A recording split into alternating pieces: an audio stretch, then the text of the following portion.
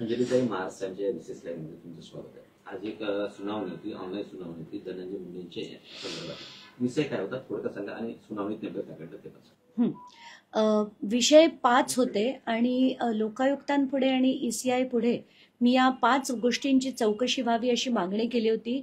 आजची जी हिअरिंगला सुरुवातीला लोकायुक्तांनी मला काही प्रश्न मांडले की आताच्या घटकेला जो कृषी घोटाळा आहे ज्याच्या विरुद्ध हायकोर्टात 2 याचिका होत्या त्या हायकोर्टाने फेटाळल्या आहेत, तर त्यामुळे आताच्या घटकेला हे लोकायुक्तांपुढची जी माझी कंप्लेंट आहे ती एंटरटेन होईल की नाही याच्यावर मी त्यांना पूर्ण माहिती दिली की जे हायकोर्टात मांडलं गेलं होतं तो 12 मार्चचा GR होता, टेंडर प्रोसेसचं इम्प्लिमेंटेशन होतं, पण मी जे मांडलं होतं ते कृषी घोटाळ्यामधल्या ज्या गोष्टी विकत घेतल्या गेल्या पण त्याच गोष्टी मला ऑनलाईन 90 रुपयाला 92 रुपयाला नॅनो युरियाची बॉटल, जवळजवळ अर्ध्या किमतीने नॅनो DAP ची बॉटल, मेटाल्डिहाइडचं स्नेक किल, या अशा अनेक गोष्टी ज्या मिळत होत्या त्यांना मी आजचे दर म्हणजे आजचे ऑनलाईन दर देखील लोकायुक्तांना दाखवले. त्याच्यावर त्यांची खात्री पटली की मी म्हटलं मला जर एक बॉटल आज सुद्धा 150 रुपयाने मिळतीये तर माझ्या सरकारने 19.5 लाख बॉटल्स या 220 रुपयांनी कशा घेतल्या. मी म्हटलं जर याची चौकशी झाली नाही तर दिस विल बी ट्रॅव्हेस्टी ऑफ जस्टिस. म्हणून लोकायुक्तांनी ते पूर्ण डिटेल्ड माझं एक्सप्लेनेशन ऐकल्यानंतर अनेक गोष्टी त्यांना कळल्या.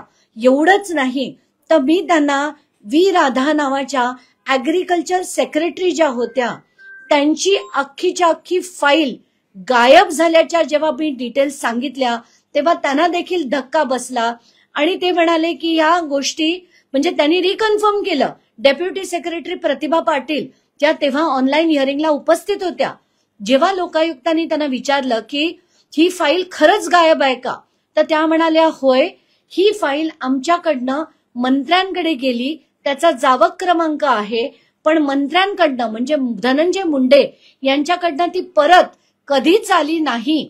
आणि तेव्हा लोकायुक्तांनी धनंजय मुंडे यांच्या वकिलांना म्हणजे शार्दुल सिंग यांना डायरेक्शन्स दिल्या की तुमच्या क्लायंटकडनं, ते म्हणाले आम्ही आमच्या क्लायंटकडनं इन्स्ट्रक्शन्स घेऊ. तर शार्दुल सिंग यांना लोकायुक्तांनी डायरेक्शन्स दिल्या की ही फाईल गेली कुठे याचे क्लिअर इन्स्ट्रक्शन्स घेऊन त्याचा रिप्लाय तुम्ही फाईल करा. तर आत्ताच्या घटकेला V. राधांची फाईल ज्याच्यात सगळे कृषी घोटाळ्यातले सगळे छोट्यातले छोटे डिटेल्स होते, झालेला भ्रष्टाचार होता, केलेली अनियमितता होती, ही फाईल गायब कशी झाली याचे डिटेल्स त्यांनी दोन्ही ऍग्रीकल्चर सेक्रेटरींकडनं पण मागितलेत आणि शार्दुल सिंगकडनं पण मागितलेत. ऍग्रीकल्चर सेक्रेटरी यांनी त्यांना V. राधा यांना पत्र लिहिण्याचे डायरेक्शन्स दिलेत.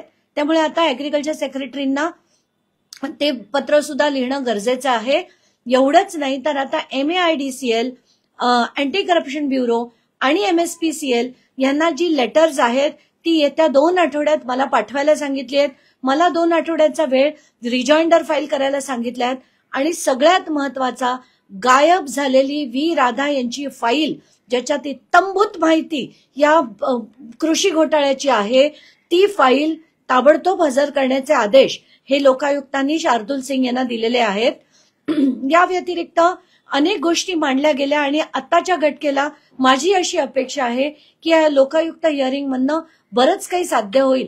त्याच्यात मी त्यांना आताच्या घटकेला हे मंत्री 5 महिने झाले त्यांच्या शासकीय बंगल्यात सुद्धा ते सोडायला तयार नाहीत या गोष्टी मी मांडल्या. मी म्हटलं मला परवानगी देण्यात यावी की हे सुद्धा ऍडिशनल इन्फॉर्मेशन मी माझ्या याच्यात मांडावी. तर तुम्ही तुमच्या रिजॉइंडरमध्ये ती मागणी करा, त्याच्यावर आपण पुढच्या हिअरिंग मध्ये हिअर करू असं देखील लोकायुक्तांनी सांगितलेलं आहे. म्हणजे ते फार महत्वाचा मुद्दा तुम्ही मांडला. शासकीय कार्यालयातून फाईल गायब होणं हे किती म्हणजे धोकादायक किंवा एक धोका बघताय तुम्ही एकंदरीत, कारण की त्या महत्वाच्या फाईल्स होत्या.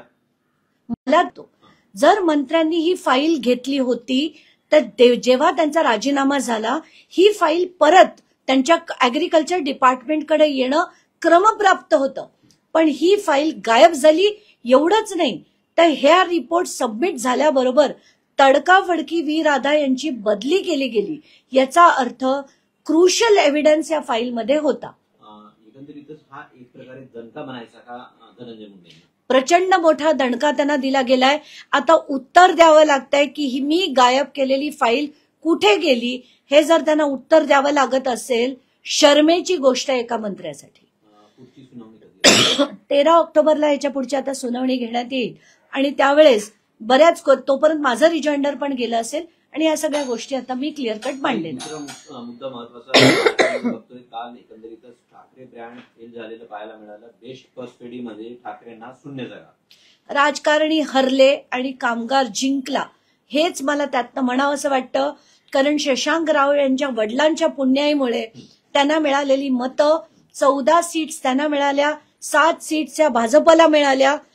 म्हणजे ठाकरे ब्रँड यांना 0 सीट मिळाल्या. याचा अर्थ पूर्णपणे राजकारण्यांनाच, मी दुसरे ठाकरे ब्रँडला म्हणत नाहीये, प्रसाद लाड जे युतीच्या बळावर लढले ते सुद्धा हरले असं मला म्हणावं असं वाटतंय. असं म्हटलं जात होतं की वरळी येथील मेळाव्यानंतर ठाकरेंना सुगीचे दिवस येतील किंवा जुडून येईल सर्व काही, पण एकंदरीतच ठाकरेंचे सर्व उमेदवार पराभूत झाले.